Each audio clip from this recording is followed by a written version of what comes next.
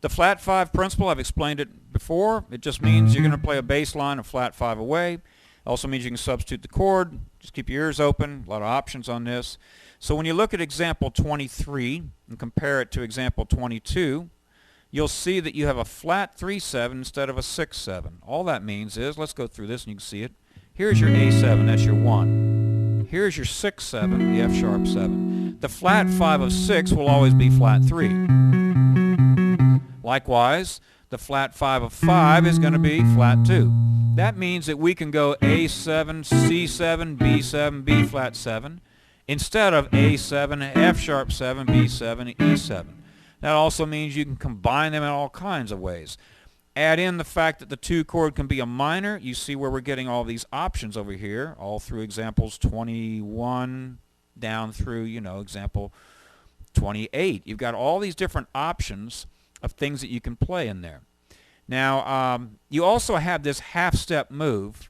But before I go there, let's just play along with the track. Now, this is track 7, and we're getting kind of complex, a lot of chord changes. I'm going to play through it, play the track, and call out the chords. Consult your chart here.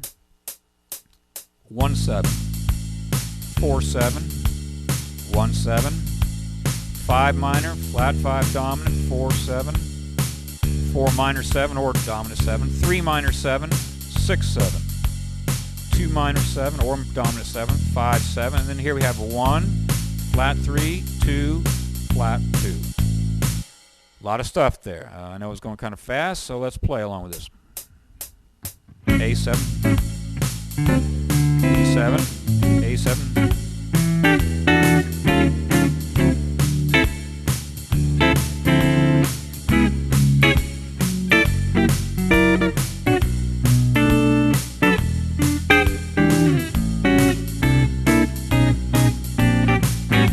A lot of different chords there you can use.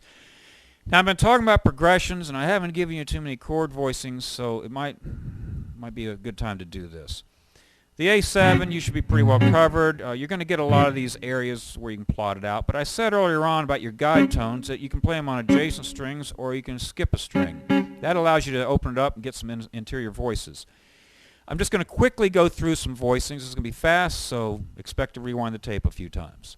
Here's your 1 on the bass. Now, that can be played with any of your fingers, play with your thumb, with your nose, pencil, whatever you want. Let's jump over to the 4th string. This is your flat 7. That's going to be a very important tone.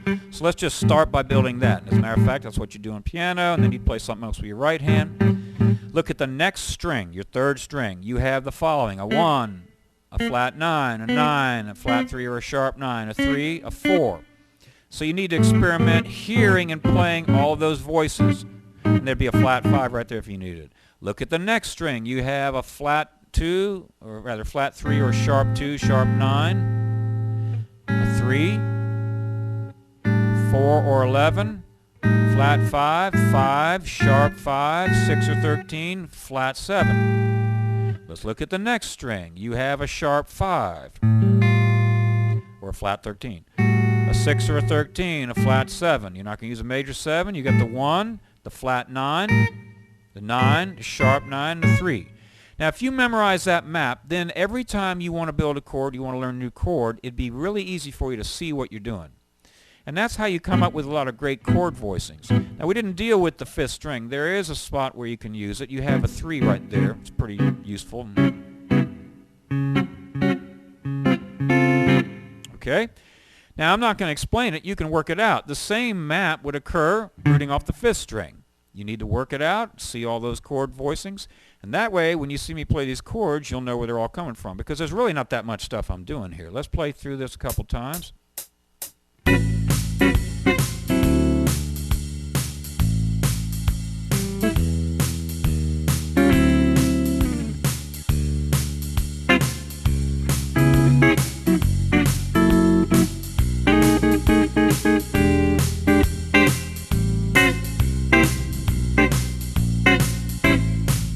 That little move I did on the end, you hear I held a note on top. That's a great way to get some nice jazz sounds on those turnarounds.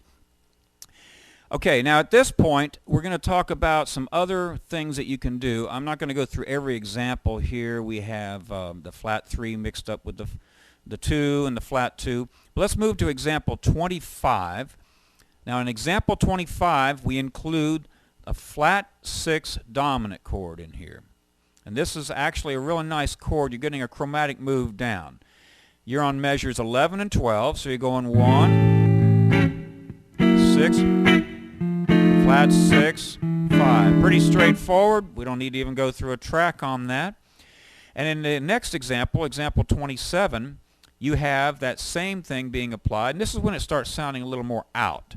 I'll go through this. Remember what you're doing is flat 5 subs. So you have the 1, flat 3 dominant, which that's the flat 5 sub of the 6.